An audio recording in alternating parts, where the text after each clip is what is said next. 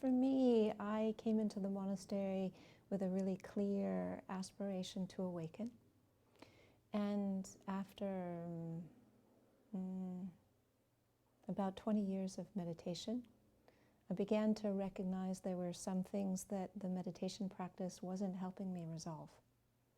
And so I started looking at parallel practices to help me understand what was going on and to address it. And eventually I came across recognition and support to help me attend to some of the trauma that was still in my body from some of the things that I'd lived through. And I learned that with trauma, it actually doesn't always release with just meditation practice.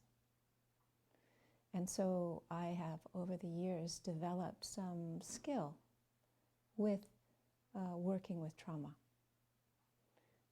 Part of the skill in working with trauma is that one absolutely needs to be tethered to your own goodness in order to do this work. And one of the best ways of doing that is by having a robust practice of generosity. So every time we give, it opens our heart. And every time we give anything, whether it is something of our time or our energy, of our emotional resource, our financial resource, our intellectual property, anytime we give anything, it releases the tendency to grasp and to hold, and it opens our ability to connect with the beauty in our own heart. That the beauty of being able to share with others. And having access to that goodness is hugely supportive for when we're dealing with trauma.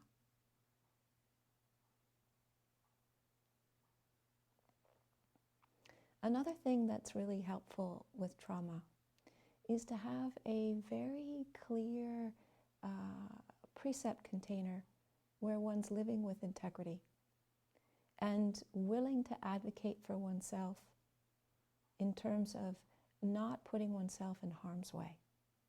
So the basic precepts of refraining from harming, refraining from stealing, refraining from sexual misconduct, refraining from incorrect speech, refraining from drugs and drink which cause confusion and carelessness, create a context where when we affirm them ourselves and live them ourselves, then we also have more capacity to protect ourselves by making sure that we are not putting ourselves in situations where those precepts are going to be readily violated. We take care to avoid that whenever and however possible we can. And that also is a support when we're navigating trauma, to make sure that we are in environments where the integrity is protected and upheld. Because there needs to be a sense of safety. Otherwise, it's a lot harder to do the work.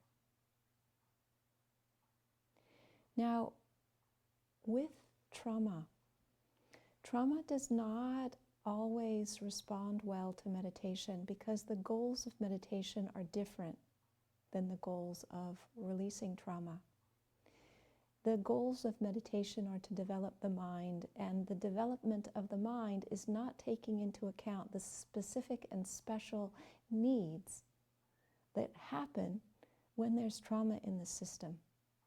And so, for example, it might be that you're on a meditation retreat and the meditation teacher encourages you to sit still. And while that's a really useful meditation instruction for developing calm and focus and patience and endurance, when you're working with trauma, it can be the worst thing. Because oftentimes when we're working with trauma, we need to be able to move and to be responsive to what's arising and not to have to feel like we are stuck in a posture or in a situation, particularly when the stuff is flooding in our system. So while meditation has many useful applications and can give us some strengths to help us navigate trauma, there are times when we need to be really careful about the way in which we meditate when there's active trauma that is in our system or is releasing. Now, I have done meditation with, and have also used professional support. And even after many, many, many years of meditation and working with trauma myself, I have had trauma people tell me that even with all of the meditation that I have, that it's a lot better to work with somebody professionally. And the reason why is because with trauma, there's a very narrow bandwidth where the trauma is actually releasing.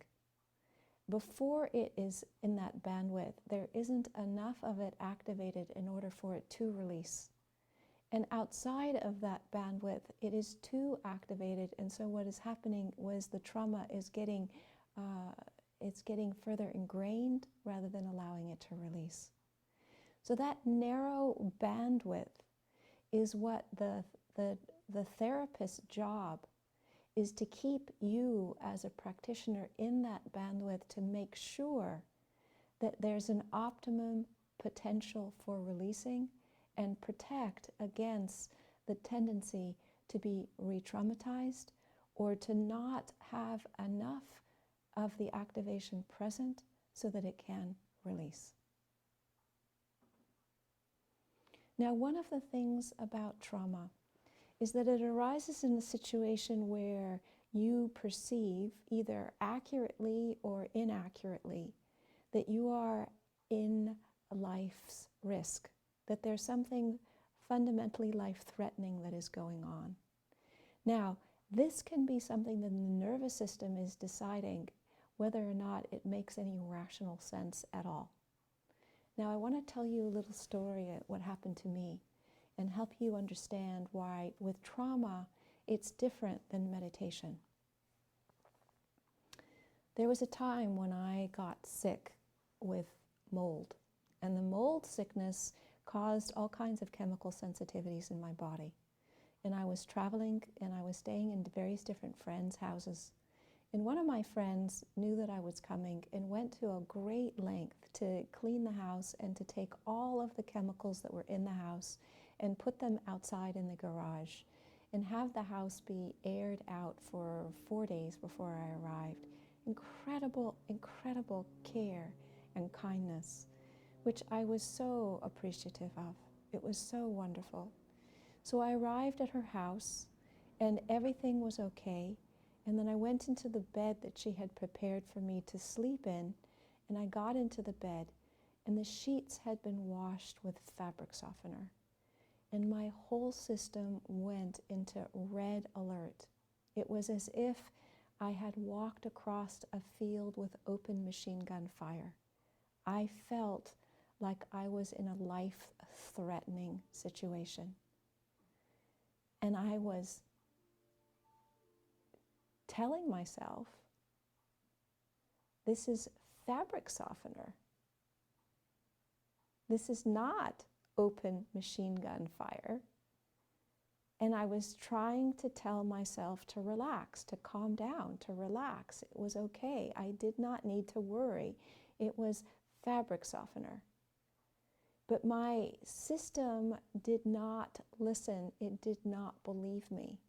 Because when there is trauma activation in a system, it's the reptilian part of your brain. And the reptilian part of your brain has absolutely no capacity for cognition, for rational thought. It made no difference in the world that I knew that I was being triggered by fabric softener, because the body was responding as if I had been in something that was life-threatening. So I tried and did not succeed all night to get some rest, and I woke up in the morning shaking like a leaf, trembling, vulnerable and raw, and I got on a bicycle and I had to go downtown to meet somebody. And as I was pedaling, the faster I pedaled, the more I started to calm down. And so when you engage the flight apparatus the flight mechanism of running away, of actually engaging your leg muscles to run away from the danger, then your system begins to release the activation. And once that activation has released beneath a certain threshold, then it's possible to bring loving kindness into your body. Then it's possible to use thinking and discernment to understand what is going on and help direct your attention in ways that is supportive. But until the trauma releases beneath a certain threshold, you're dealing with a reptilian brain, and it is not interested in any of the bright ideas that you have, or any of the meditation techniques that you have, or any of your ability to generate loving kindness. It's not interested. What it wants is either to run or to fight. And in these situations, the protected experience of engaging anger in response to trauma can help de-escalate the trauma response to a place where then you can begin to use your thinking. But what is really important is to know the difference between engaging aggression to reduce a trauma response and engaging aggression in order to harm somebody. So the difference would be is that sometimes when you are navigating trauma, you feel really angry and like you want to pound somebody.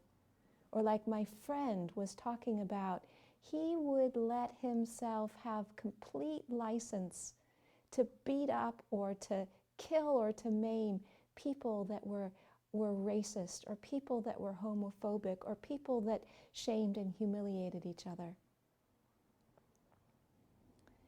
And his thoughts were letting loose in an atmosphere where they were not going to result in action. There was going to be no harm that actually took place. And so in his own mind, if he was slashing and beating and pummeling and blowing up and shooting people who harmed other people, it was reducing the trauma response in his own system about the ways in which that had impacted him. And so in this way, we can use aggression, and we can use running and running away, flight, skillfully. But the reason why, one of the reasons why it's so important to be working with somebody who understands trauma is because when the trauma is activated, it's very difficult for our cognitive functions to also be present. And there needs to be a very strong and solid commitment to integrity to be able to know the difference between engaging in thought as a therapeutic response to reduce a trauma activation and engaging in thought in a way that increases the tendency for ill will.